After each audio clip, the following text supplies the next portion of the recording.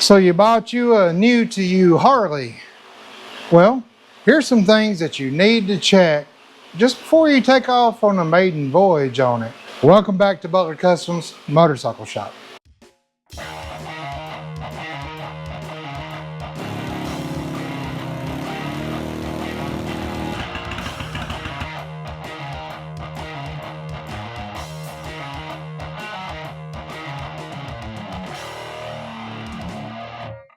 Now, a little stipulation here. If you go and buy a used Harley and it hasn't ran in 20 years, then you don't start where I'm going to start. This customer bought this bike and it had been in storage for a couple of years, but it fired right up and he's been riding it. Now, he did change out the ignition switch and the back brake tail light. That's all he had to do. But he brought it in and said, well, look it over, make sure it's good and safe and rideable. So if you buy a used Harley that is in running condition, then here's the steps that I go through when I buy one to make sure it's roadworthy, it's safe, and going to give me miles of enjoyment. There's three very important parts on a motorcycle, and the third one often gets overlooked. Number one, it's got to run. Okay, this runs. Now we'll check some things on it, but it runs. It's got to shift and go down the road. Yes, this does that. And the third most often neglected thing is tires. Nobody ever checks their tires. Nobody, especially if you ride a bagger, ever even looks at their rear tire until a friend says, hey bud, you need a new tire. They often get neglected. The thing that'll put you in the ditch the quickest is bad tires. And of course, number four, yeah, you kind of need brakes. You could do the whole Fred Flintstone foot thing, but you need good brakes. Really, that's about all you need on a bike for it to be, operational and fun to ride. But I do a 20-point inspection when I get a new bike. And when I say new, I'm saying used from somebody that hadn't rented it in a while. So that's what this customer did, and he brought it up and said, just check it over, make sure everything's good on it. It's a beautiful bike. Now, when he first brought it up, I saw the Road King Nestle bezel thing for the headlight, and I'm like, oh, it's a Road King. He told me it was a Softail Heritage. And then he walked to the side, and it is indeed, if you look at the swing arm, a Softail. So this is a Heritage Softail that somebody has put a Road King Nisel, bezel, however you say that word, on the front of it. Why did they do that? Maybe they like the look of it. Not sure. It is a pain to get in there and to change things, but that's how it is. It's a beautiful bike, very sharp, very pretty. Now, what I like to do is start in the front. So I'll go from the front tire and work my way back to the rear tire. Now, while it's here, of course, we're going to do the oil changes on all three holes, the oil filter and spark plugs, and check our air filter and throttle body. Yes, the bike is running fine, but it's set for 2 years. When is the last time the oil was changed? Who knows? What's the condition of the oil? We don't know yet. So we're just going to go ahead and do a service on it while it's here. So let's work up in the front and start our way back. Now, if you're hearing a new noise here in the shop, I've been looking at those Vevor exhaust fans just because that heat has been just coming down where my ceiling fell down. So I did the right thing and just took an old broken stand fan. I believe it's like a big 42 or something like that. I had to rewire it so it would work. And then I took an old box fan and just took the grids out of it, put them two together up there and made a makeshift exhaust fan. Now, the day after I installed that exhaust fan and turned it on, the heat wave in Middle Tennessee broke. So to everybody in Middle Tennessee, you're welcome. Now, I like to start up in the front and just kind of work my way back. That way I know I don't miss anything. And yes, I do have a checklist that I kind of walk through.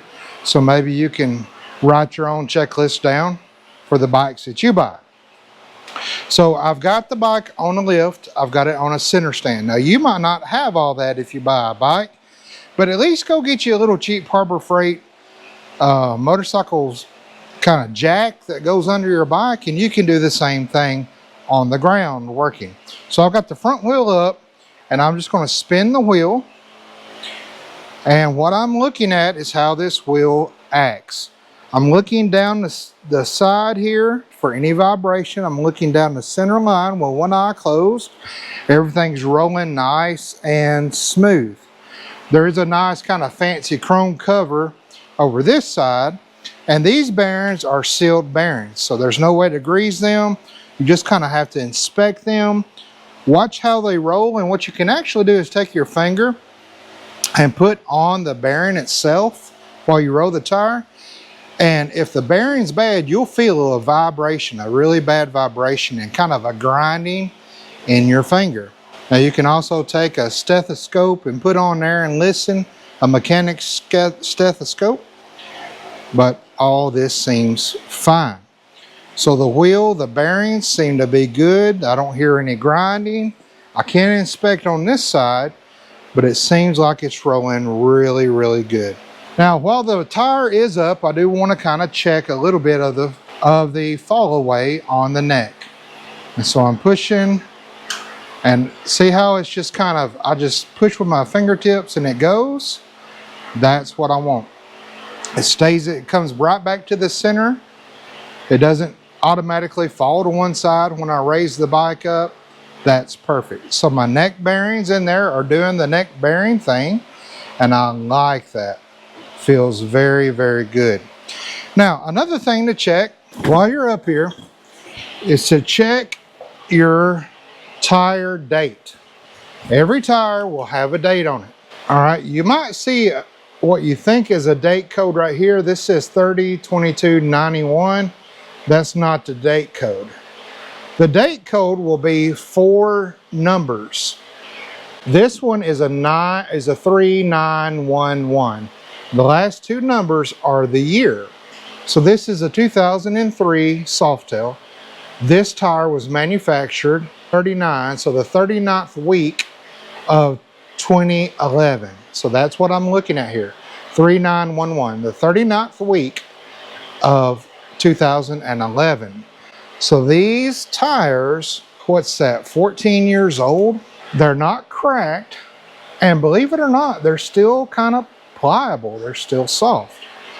Now over time, they will get hard. Usually about 8 years is the max for tires, and then the rubber will actually start to get hard, and when you're riding in the rain, they get really slick because they get hard.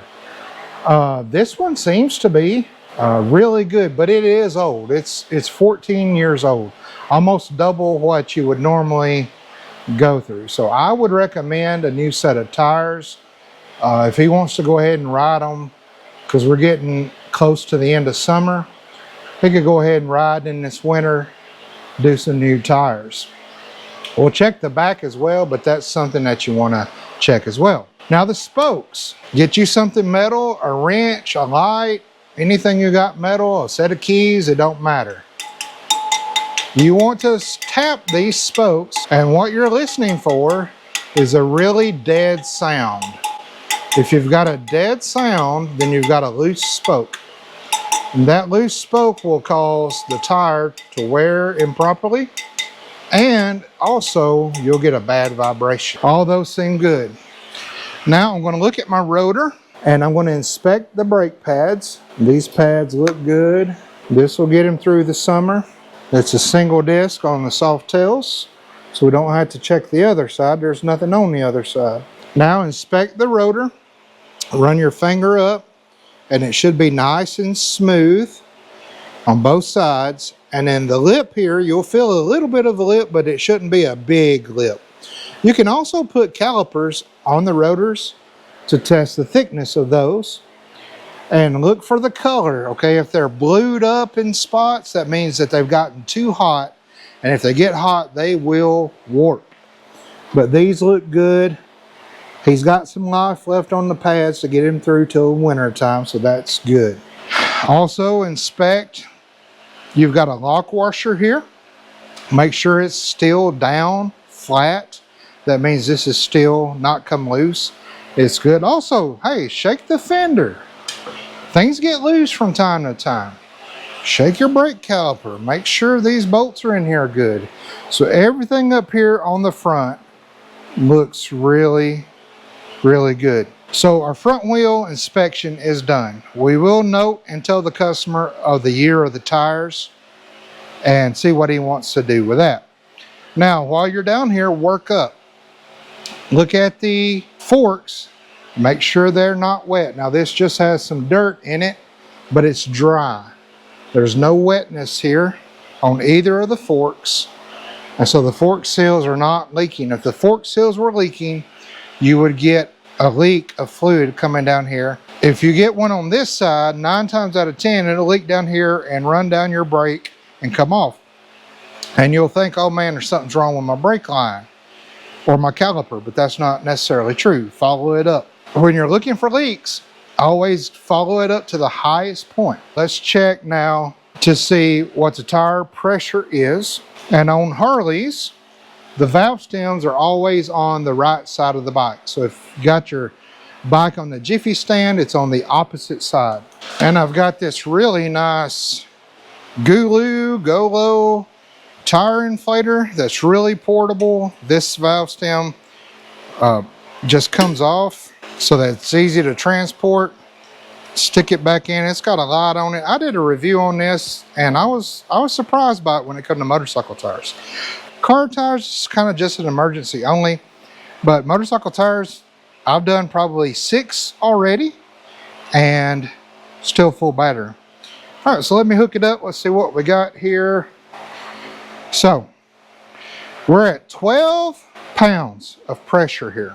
Now, while this tire might look like it's inflated and even feel like it's inflated, it is indeed not. You say, well, why is that? Why wouldn't it get flat like a car tire? Well, a couple of reasons. Number one, sidewalls on a motorcycle tire are really, really thick. They're not thin like car tires. You get a car tire goes flat, the rim's almost on the ground. Not so with motorcycle tires. They can run completely flat and still the rim will be off the ground. The reason for that is so that if you do have a flat tire, you're not going to lay the bike down necessarily. Let's go ahead and get this pumped up to the proper PSI. Okay, so that's set to 35 pounds. So now that our front is done, let's just kind of move on back. So I've come up here, I've inspected the fork seals. They are good, they are dry. He didn't come up here having any complaints about how the bike rode. The tire tread pattern looks nice and even all the way around. I would say that this bike doesn't have many miles on it. Let's see. This is a 2003 bike. It's 22 years old now, right? And it has 37,000 miles on it, so that's all. Probably when these tires were put on, the bike wasn't ridden much at all. They really look almost brand new, but they are old and that could get hard in wet conditions. But anyway, so now we've moved up here, and since we're right here where the headlights are and the passing lights and the turning lights, let's go ahead and inspect all of our turns, our headlights, our dim, all that kind of stuff in the front. Okay, so I'll turn the key on. I've got the kill switch off so the fuel pump will not prime.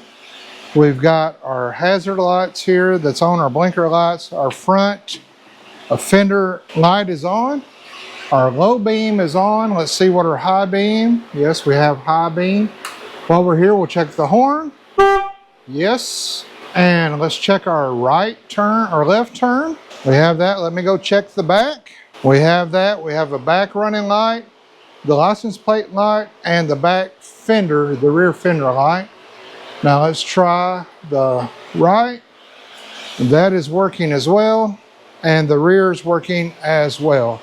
Now let's try the hazards. So we'll hold both of them in. Our hazards are working properly. Somebody took very, very good care of this bike. Now while I'm up here, I'm going to go ahead and hold the front brake in, and my light does come on. The front brake feels good, a little squishy, but we're going to be changing the fluid on these brakes. We'll test the brake fluid, but I would say the brake fluid is probably got some water in it. And by the feel of the front brake, it's a little squishy. Now the passing light should be on a switch here. Yep. All right. So all of our controls are working. Of course, the kill switch and the starter button I know works because he wrote it up here. What I want to do is lower the bike down, sit on it, grab the handlebars, and see how the handlebar bushings feel. You can do it on the lift. Okay. They feel good. They're good and tight. They will have a little bit of movement, but that's okay. They're supposed to. Up here at the handlebars, all my controls work, all my switches work. Let's check our clutch cable, and I can tell you right now that is too much slop in the clutch cable. So what's the proper setting for the clutch cable? Some people would think to measure here where the lever goes in from the housing. You do not measure there. What you actually do is take the lever all the way out, hold the handle, grab the cable, and pull it out. You should only have enough room to slide a nickel in there. It shouldn't be tighter than a nickel, and it shouldn't be looser than a nickel. This looks to be looser than a nickel, probably 2 nickels length. And I keep a nickel in my tool cart just for this reason. I used to keep nickels in my pocket, and then I had grandkids and I don't have nickels anymore. So let me pull this out, and that is way too much slop. Now, I noticed this when he come up here because I asked him if there were some things he noticed. This was one. I said, does the clutch still engage? He said, yes. I said, when you get on it, does it feel like the clutch is slipping? He said, no. So all we need to do is adjust the tension, the slack, and the cable adjustment inside this cable right here. Let me put my nickel up. I almost put it in my pocket. That'd have been bad. So right in the middle of your cable, usually right here around the crash bar, if you've got one, you will find the adjustment for your cable. So I want to go ahead and get it out of this bracket thing here. Now usually there'll be a boot over it that you'll slide up, and then usually you'll have a 1/2 inch shaft and a 9/16 lock nut. Then you back the lock nut out and you adjust this. In our case, we're going to go out. But this is a custom cable. It's a steel braided cable, and instead of having a lock nut that you actually turn, it's got a little knurled knob on it, which I do not like. Do they look fancy? Yeah, but I don't like them because of this reason right here. How are you going to get that unlocked without tearing the knurls all up, right? So we're going to have to go with vice grips just to get this thing unlocked. And we got to be careful that we just grab it enough to hold it and we don't damage anything. See, that's too loose. Okay, did that do it? All right, I'll run that up. I'll go get the nickel I just put up because I need it again. Then we will turn this adjuster out, so we'll increase the length of this cable. Now we'll pull on the cable. That's a little too tight. And that is perfect. I can get my nickel in there and it holds my nickel up. So let's see how it feels now. Yes. Okay, that feels good. So now we'll just lock this back down.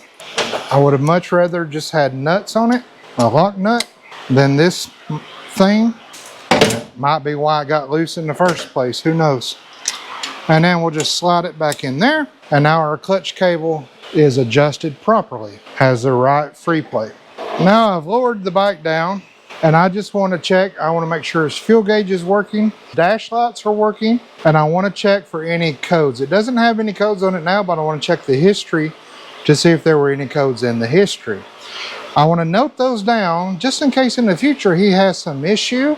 Then I'll say, okay, that's been a thing this is known for because it had this in the past. We will turn the run switch on. We will hold down the odometer button and we'll turn the ignition over.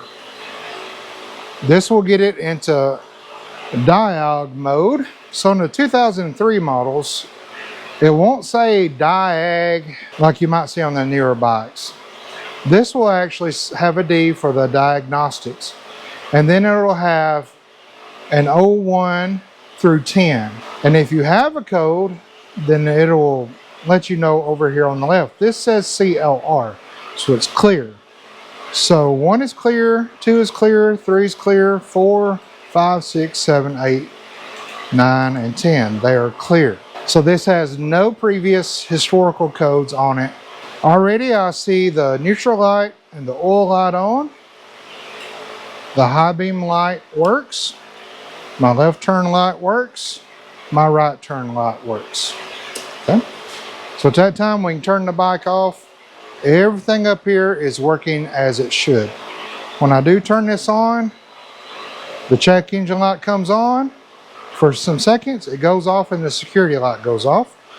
That's my total miles, 37,768. And the odometer reading works as well. So the button's working as well.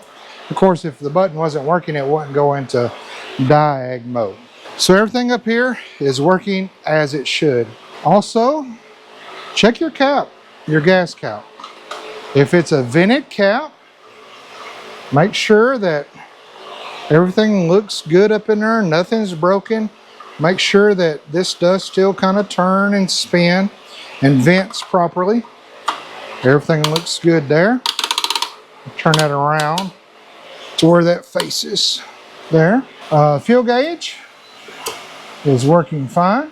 Now we can kind of lift the bike back up. We're done with the tank all the way to the front. Now I'm going to work down from the tank and I want to just start inspecting. This bike looks really, really clean.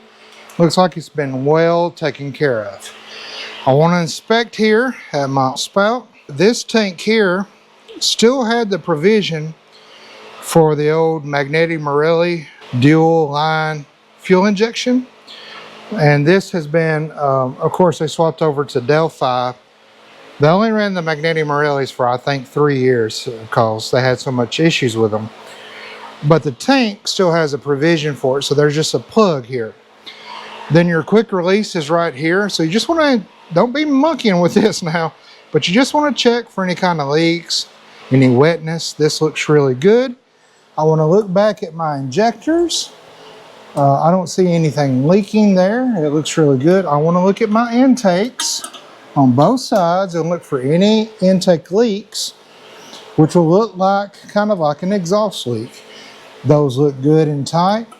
My fuel line that runs into my throttle body from here looks really good and clean as well. So I want to look at my rocker tops. Right here, I do see a little leak starting right here, and it's starting to run down here, but it looks more like an old leak. Probably from where it's been sitting for 2 years. It was leaking there, and then it dried up. But I do see a little bit of a leak seeping from here. It's fine now, but you know, a year down the road, this could be leaking, but we've already caught it. All right, and then around the rear as well, I'm looking at the rocker box cover and the assembly at the bottom gasket. Everything looks good and tight there. I'm looking here at my head gasket, looking for any damage, any blowout, any leaks there. It looks all good.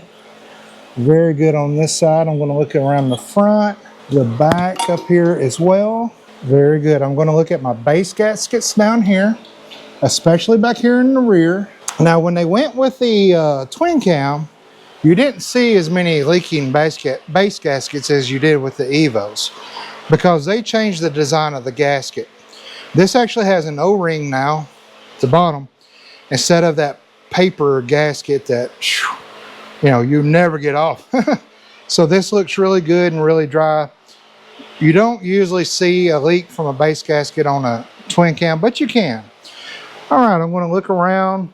My oil filter, everything's nice and dry here. The base gasket in the front looks good and dry. I'm going to look at my exhaust in the front. There's no blow by on it. It looks good and tight. My exhaust bolts are all up in there. The stator wires look good and clean. The cam sensor looks good and clean. No leaking around anything that I see on this side. Now, while I'm over here, I will look at the connector for my coil. Make sure it's connected well, nice and tight. No bare wires, nothing rubbing. My plug wires, I'll inspect them, the boots of them. I'm going to go ahead and actually take those off because we're changing plugs. Look up in the boots for any kind of corrosion or anything broken. Everything looks really good there. Now my primary looks real good up here on the top. We're not going to be changing the gasket out. We are going to be changing the oil, but everything looks good and dry down here. Our shifter, what we want to do is just look at the arm operating, check that there is slack in this rod here, your shifter rod. It needs to kind of float, not be in a bind. It looks good. All my connectors, all my bolts look good. The heel shift looks good. I'm going to look down on the transmission shaft, shift shaft, and it looks good. It's rotating. It's moving with this arm, which is good. You don't want to see it move without it. All right, so everything over here so far looks good. Our floorboards are all the bolts are in it. Crash bar is good. It's got highway pegs on it. Our crossover on our tank is good and dry. It's still got the Harley factory clamps on it, and on the other side too. So this tank has never been off the bike, or if it has, it's at the Harley dealer and they put a new clamp back on. So far everything is good from what I can see right up in here, nice and dry and tight. Let's go to the other side and start working. I want to get the air filter off, look at the condition of it, at least blow it out. Look up in the throttle body, see how it looks. It might need a good cleaning. Over here on the right side, looking at the rocker covers again, they look good and tight. All my connectors for my injection, looks good and snapped in. Rocker cover over here looks good, no seeping, nothing under the assembly. The rocker arm assembly, head gaskets look good. Look down in here, all my push rod covers are nice and dry. All my tappet covers, lifter covers, blocks are nice and dry as well. Now I do see that I call it rhino lining that Harley puts on their engine cases. I do see that it's come off here, which tells me that at one time it had a really bad gas leak running down, and gas would leak right here and pool, and that would eat up right here. I also see some back here on the back, and I don't know really what that's from. Now where the transmission comes into the engine, there's a gasket there as well. Just look through that. It runs all the way down the side of the engine. I'm going to look at my transmission cover. It looks good and clean. I'm going to go up under here and feel underneath the clutch cable itself. It looks good and dry as well. My cam cover, it's nice and dry. I'm just looking at the gaskets right now, making sure everything's nice and dry. He said it doesn't leak anything, but if we see something seeping, maybe we can catch it before it turns into a leak. Also, while you're back here, your oil tank, it's a soft tail, and check here, your lines. These little kind of chrome covers pull back, and there's clips in there that hold these in and rubber grommets. But you'll see a leak. It'll kind of leak down from here. And this looks good and dry. Both of these coming out, and this one at the bottom. Look where they go into the side of the case here. Nice and dry and clean. We'll push on the brake. It's a little soft. Of course, we'll be changing probably the fluid out on it. I heard the caliper compressing. Of course, the rear wheel is on the lift, so we'll have to lift it up and kind of see how that. There was no complaints about brakes, so we'll just be flushing it, putting fresh fluid in. I believe these are all DOT 5s on the 03s. Now this is a little aftermarket deal, just a little jazzy deal. These have T25s in them, but yours might just have a bolt, a big bolt, which is probably what's under this little fancy cover. And somebody has had this painted to actually try to match the bike. Kind of unique. All right, so I'll pull that off. This right here is just part of that fancy cover. And then there's your bolt that you would normally see on an 03 Softail. It is usually a 5/16 bolt. Yep. We'll just break that free and take the bolt and this little adapter for that fancy cover off. And then that should come off there. And then this here is 5/32 on these 3 little bolts here that actually hold the air breather on. Oh, I don't like that. That one's stripped out. That one is stripped out, so I want to make sure. Okay, that one is not going to come out. It is stripped out. Now, usually if you have an Allen head that's been abused and stripped out, you can take you a T-bit, usually, and it will grab it. So that one's not. Let me try a bigger one, a T27. So what we're going to have to do is carefully convert this into a fillet or flathead.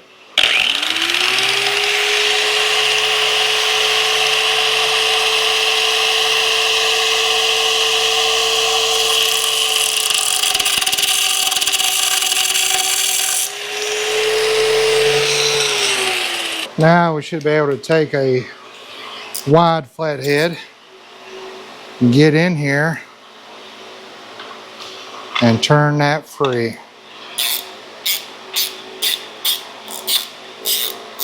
Now, could you still use this? Well, yeah, it's a flathead now. You know, the threads are still good on it. It's just a flathead. You could even catch another slit and then it's a Phillips head. But I think I've got another one, so we'll see.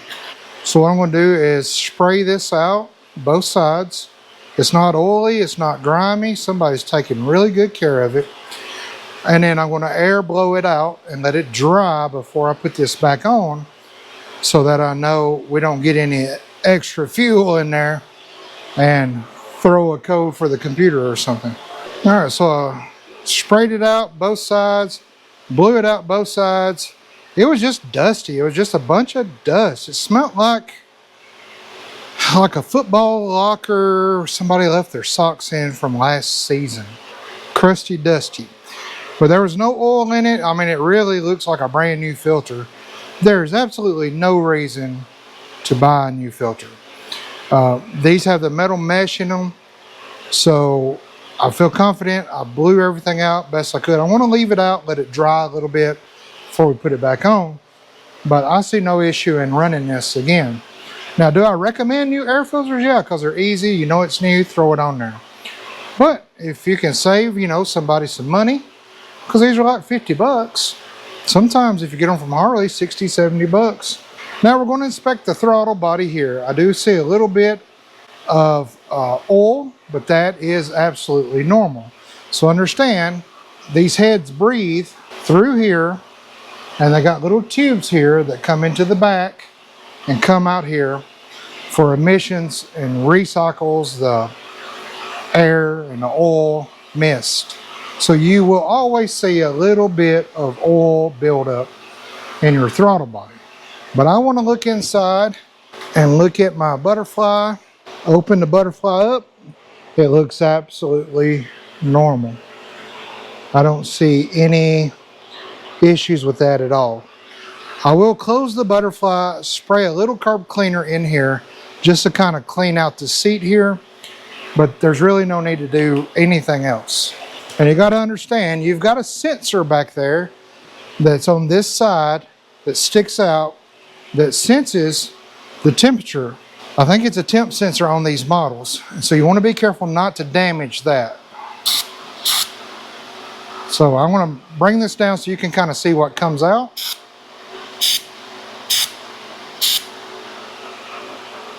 Just spraying really lightly in there.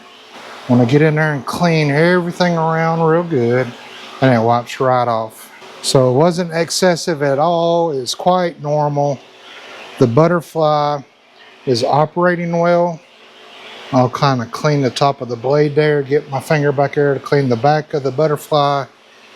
It feels like it's operating as it should. Snapping back fine. That's as far as I'm going to go with that. I'm not going to take the breather bolts out and take this housing off and take these off. There's no need in it. He wasn't having any troubles with that. I inspected it. I cleaned all around. Everything looks good. Okay, I thought I had one with the same head, but I don't. I've got one that's one of these, but I don't like it because it's a little bit shorter. It's hard to find the thread pitch because these are so coarse on something so small. So I think I'm going to keep this. It's a flathead now. Now nobody's going to see it. That's true. But it still functions. So let's get some blue on these. And the reason these get stripped out is people way over tighten these things. So when they bottom out, just give them a little tug. If you blued them, they're not going anywhere. And if they do come out, they're not going to fall into your air or to your throttle body. So you don't have to worry about that. And now our flathead, which is a nice flathead now, I must say. I did a good job. Now I will blue our big bolt here. We'll go back with this. And we'll run that right back in. Now I want to make sure it's got this adapter on it. So I want to get my cover lined up good. And then I want to make sure that one of these is pointed straight up, because with that fancy cover, you want it to be kind of centered.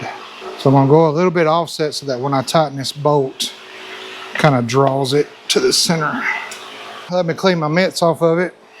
Since it's so pretty, I just got a little bit of ammonia-free Windex here.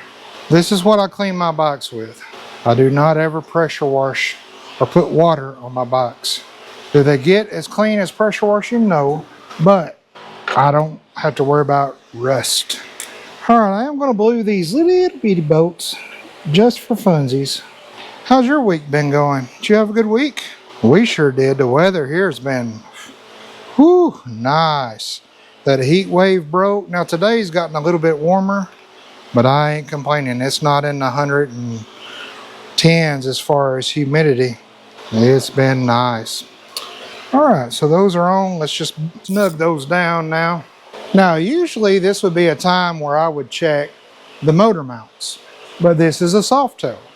As you can see, the case comes between these two brackets on the bottom of the frame and bolts straight to it.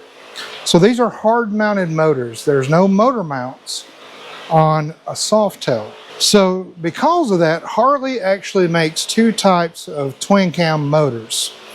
You have the motor A and the motor B. So if you see a 103B, the B means that it's for the soft tails.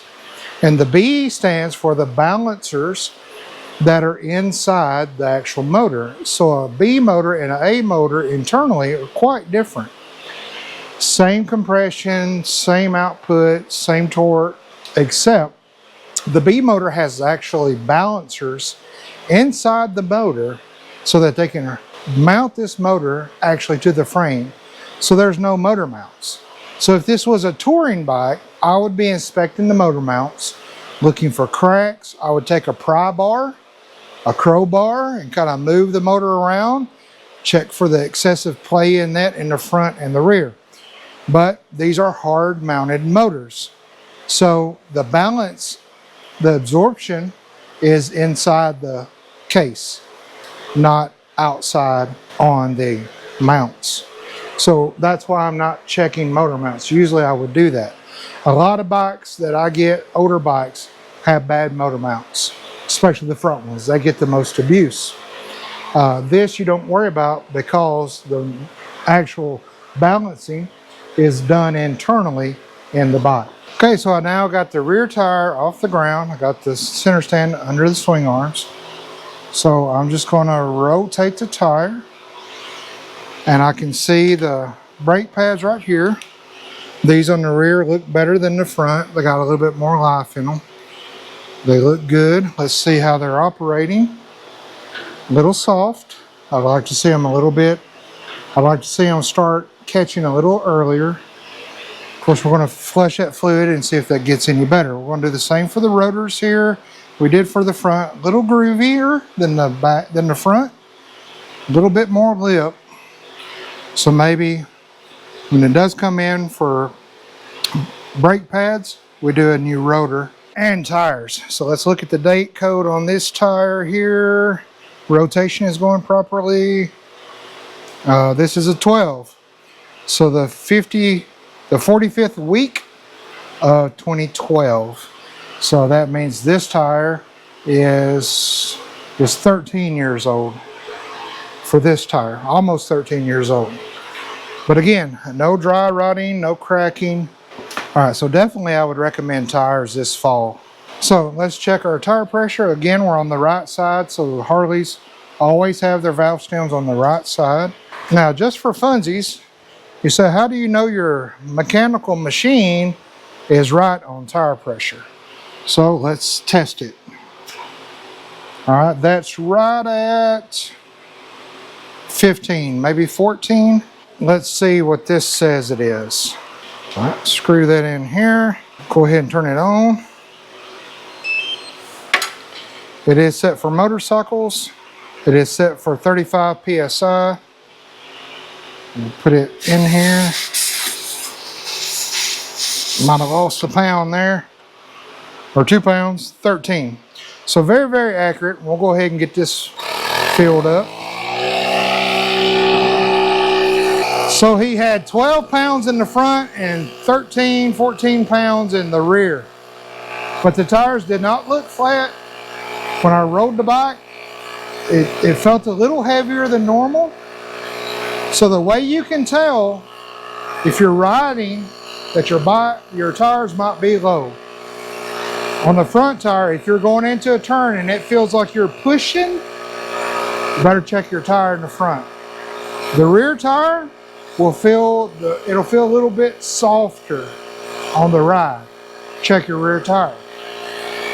When you're rolling the bike with it turned off, moving it around, if it's hard to move, could be low tire pressure.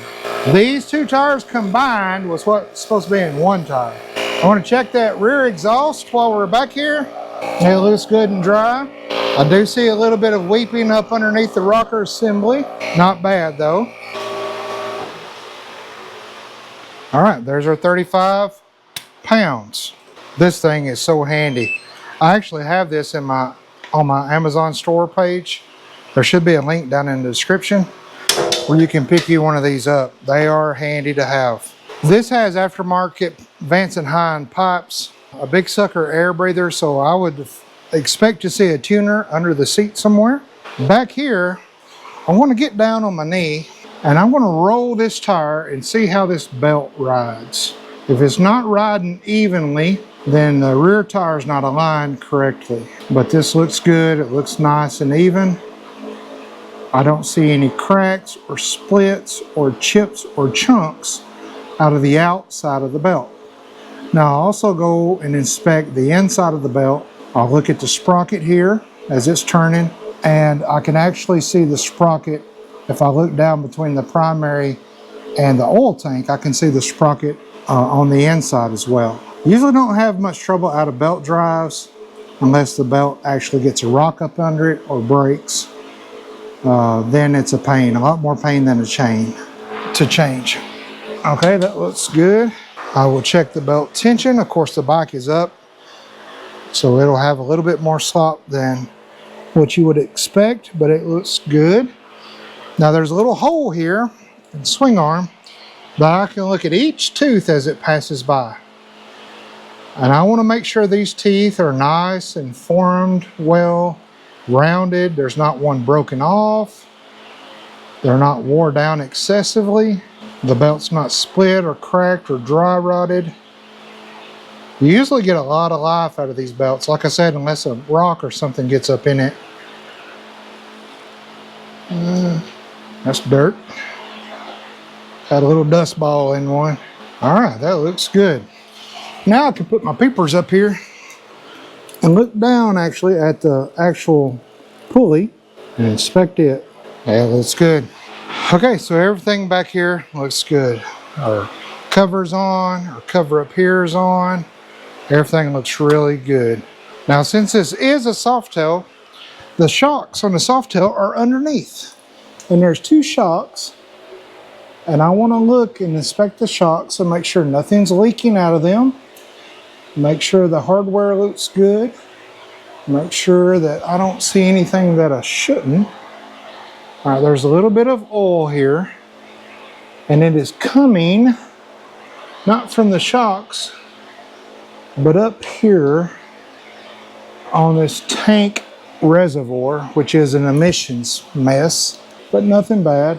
And again, it's just for the emission stuff. It's one of those California tanks, we call it. But besides that, our shocks look good.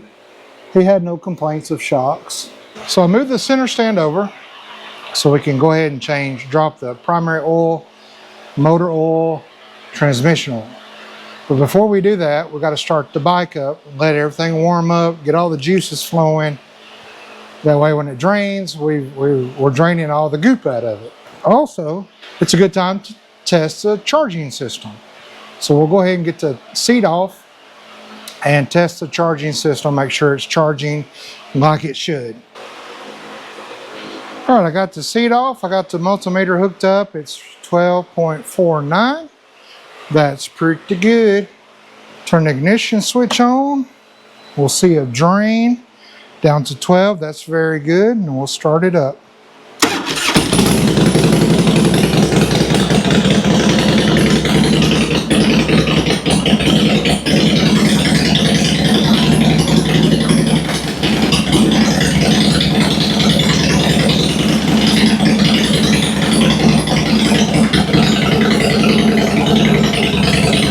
Okay, I had the motorcycle running, warmed up to operating temperature.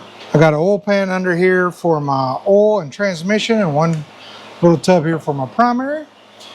And to change the transmission, you either want to ride the bike or either on this lift, raise the rear wheel up, go through all the gears, rev it up several times. And I did that. Figured it was easier than taking it off the lift and going for a ride. So let's go ahead and drain the primary. It is a T40 on this style bike. It does not have the 5/8 head on it. It's just a little bitty T40 screw here. We'll drain that. We'll take a gander at our magnetic drain plug. And it looks really, really good. Now for the transmission drain, it is actually tucked up underneath the air shocks. So I've got the transmission dipstick out, and I think I can reach up under here.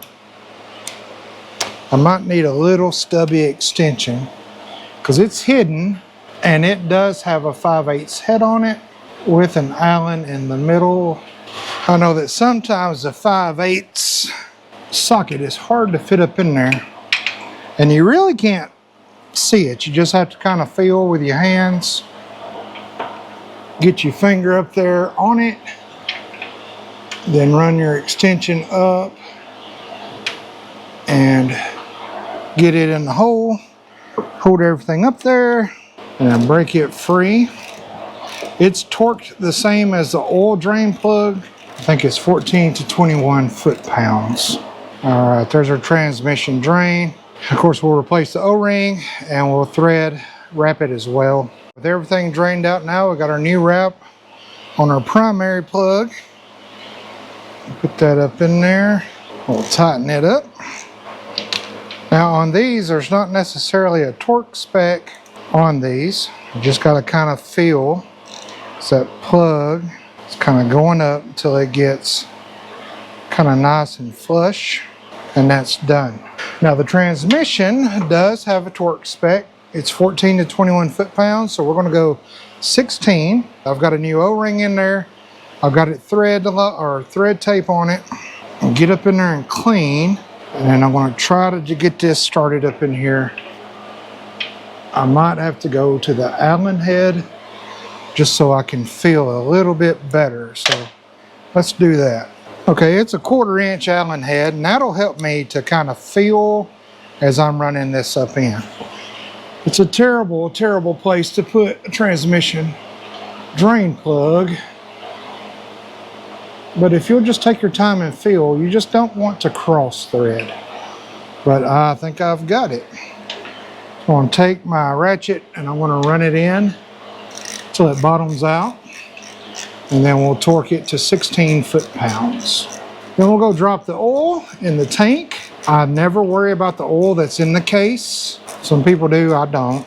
Now the 5/8 socket might be easier now that I've got it seated up in there.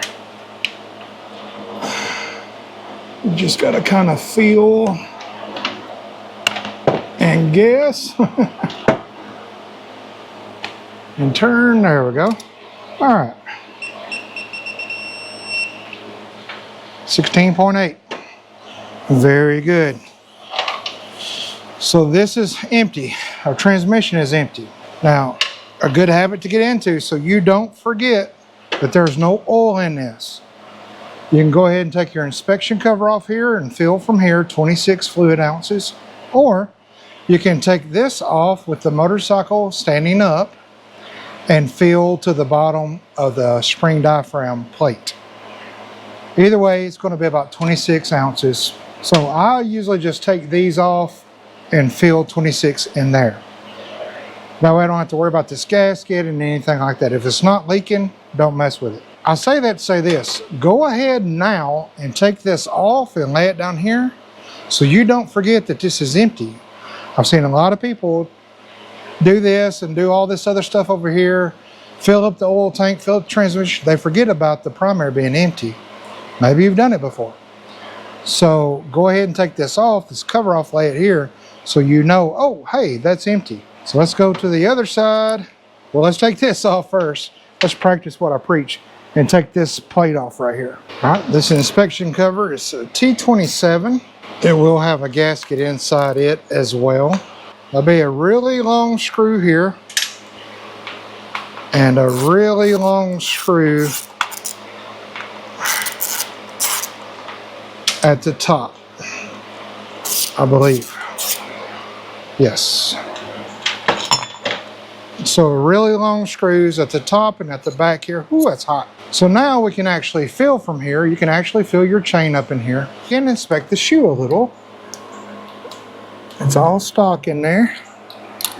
And it all looks good. So you can actually put a 9/16 socket in here and actually tighten up the chain. But this chain feels really good. It's right where I would want it. So I'm not going to mess with that. So yeah, you can adjust the chain here. And now we can go over and drain the oil. I've got the oil dipstick out and I'll show you where that drain is on this model. All right, so I know you're not going to probably be able to see it with the pipes, but follow the rear of this frame down and right at the bottom of it, there will be a flush drain plug.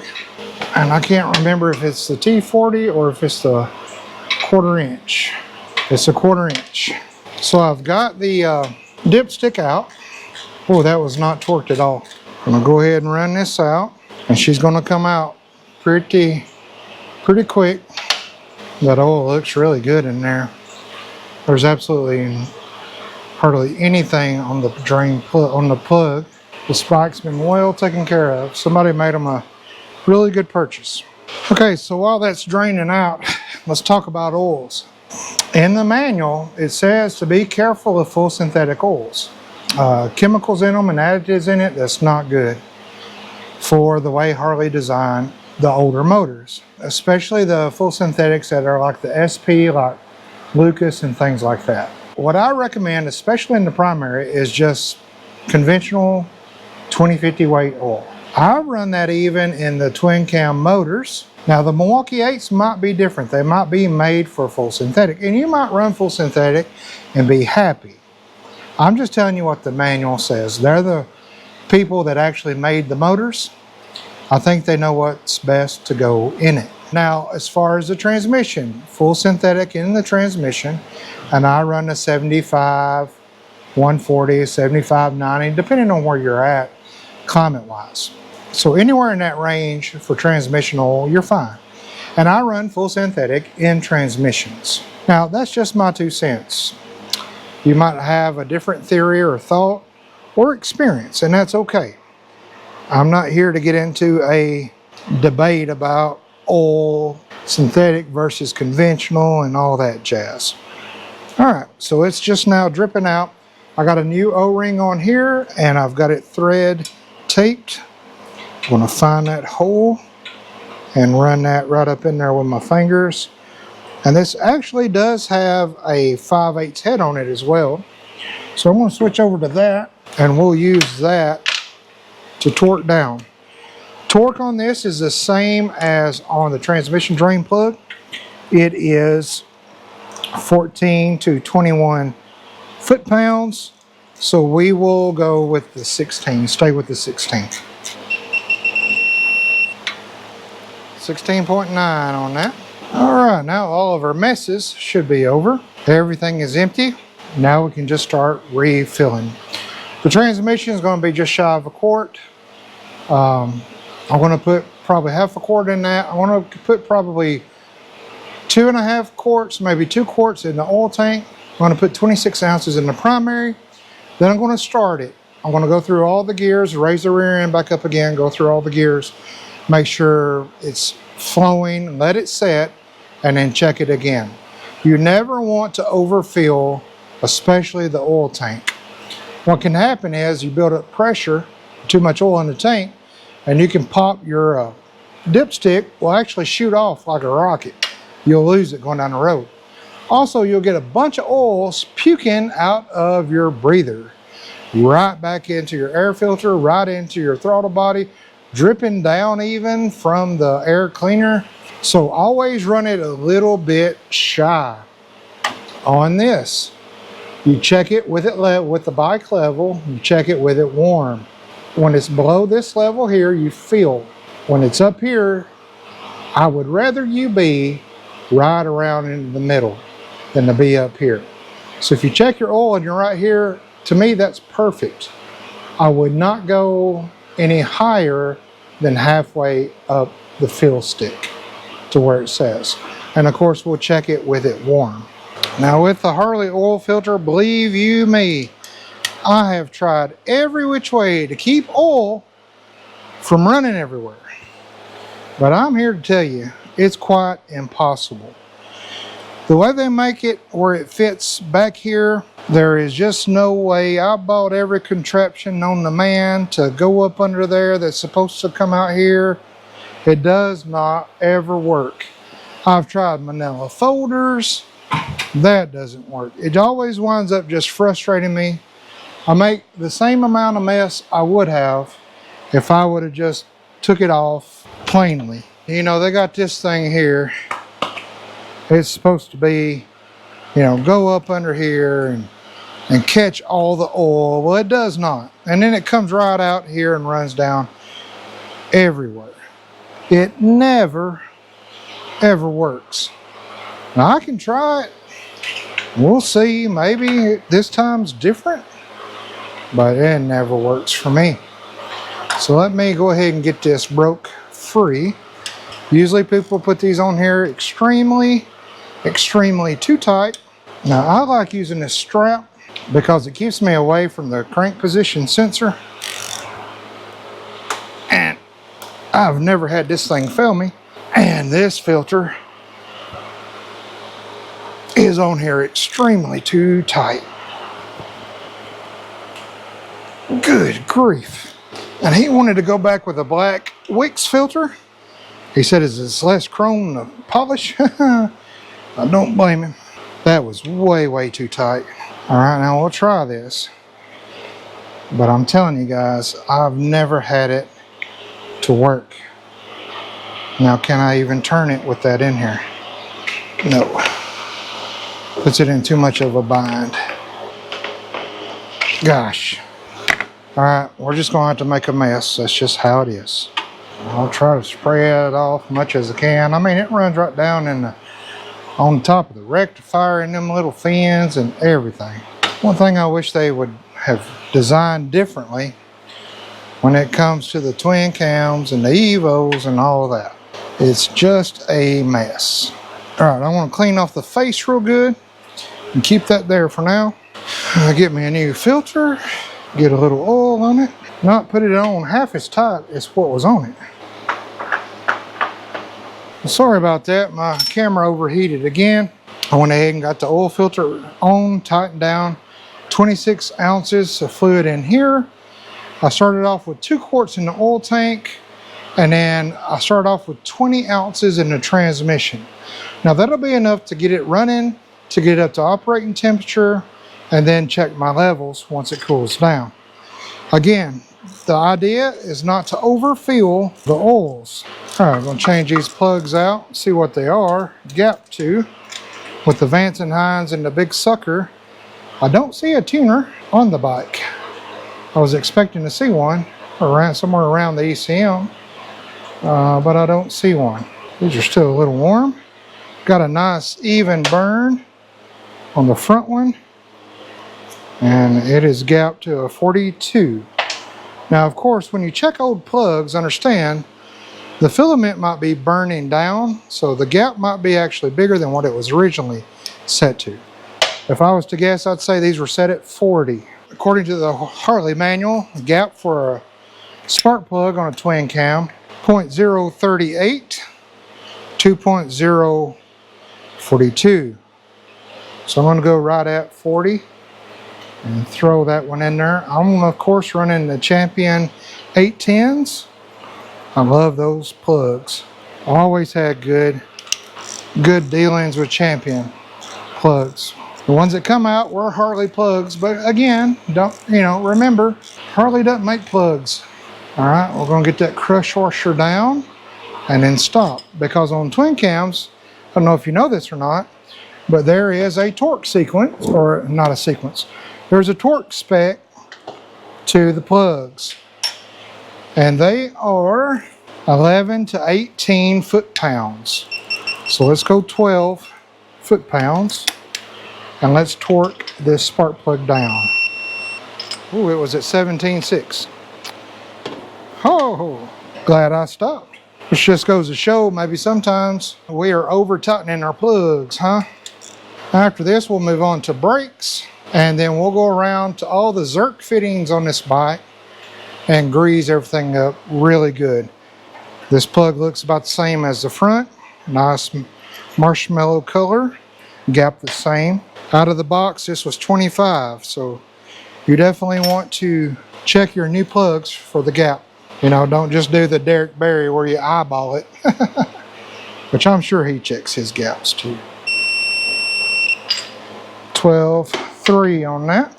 Okay, so I'm going to go ahead, clean this gasket off. Usually you can reuse these, they're no problem at all to reuse. They're just an inspection cover gasket. They're metal with a kind of a rubberish cover on them, so they usually work really good when you reuse them. We'll put a little blue on these threads. We've already got the oil in, and remember now our top and our back was our long ones, so I'll go ahead and get that run in with the gasket and run that in the hole. These were T27s, and they are torqued. They are 84 to 108 inch-pounds. Then after this, we're ready to fire the bike up. Let it warm up, and then add the oils as necessary. All right, we're set at 90 on this. I got pretty close on that one, and that one. Very good. Now before I fire it up, I like to clean up underneath really good, so I can see if any of my plugs are leaking, if we had any O-rings that blew out or anything like that. So we got our plugs in, we got our oil in, our transmission oil in, our oil pan oil in, the caps on both sides, dipsticks on both sides, plug in here. This is torqued down. I think we're good now to fire it up. I'm going to let it eat on that for a little bit, cool it off, check the levels. I know I'll have to add to the oil, and I know I'll have to add to the transmission, but I want to know exactly how much to add.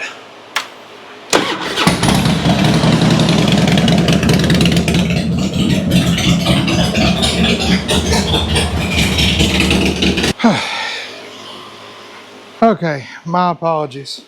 I went back to dump the footage and then realized it didn't record any of the brake stuff. Okay, the fluid. The fluids, I did my little battery tester in it, or battery tester. I did my little fluid tester in it, the battery fluid tester, And it was orange, but just barely over the orange. Now the orange means you could go on, but he wanted it changed anyway, so we just flushed it. Very simple to do. Easier on the front than on the rear, but on the front, take your reservoir off. Now I did lift the bike up and turn the handlebars where it was a little bit more level. This is designed kind of to do with the bike off the lift on the Jiffy stand. Turn the bars all the way to the left. This should be about level. That way fluid don't pour out everywhere. I go ahead and I suck all the juice out of the reservoir. Then I fill it with new. Then I go over and put a hose on the bleeder valve on the caliper, crack it open, and let it gravity bleed. And I just keep pouring and look down until I see fresh, clean fluid coming through. About a bottle is all you need. About a bottle this size is all you need. Now on the rear, you can't gravity bleed the rear. So I did suck the fluid out of the rear, broke the bleeder, and then put fresh fluid in, and then I did have to pump and then close the valve. All right, pump and close the valve, just like bleeding brakes in a car. Did that until I saw clean, fresh fluid coming out there. Topped it off and put the caps back on. Sorry you missed that. So now all I've got to do is get this off the lift, get it over on its all the way to the left, and there's a Zerk fitting here on the neck. I'm going to squeeze some grease in. Sometimes there are some on the brake lever down at the bottom where it bolts onto the frame. This one doesn't have one. Sometimes there's some in the rear where the swing arm swings. This model doesn't have one either. So about the only place you can grease, Zerk's fitting wise, is right here in the neck. And you do have to turn the bike all the way to the left, and I can get my short fitting in here and air this up, or grease it up. Besides that, the bike is done and ready to go. So I'm not going to bore you all with any of that. This bike's ready for a good riding season. Besides the tires, I will suggest he might need to update the tires. But if you buy you a Harley, a used Harley, go through these steps. It will really help you out. Did I miss anything? I keep me a little cheat sheet here of all the things I want to go through. 20-point inspection.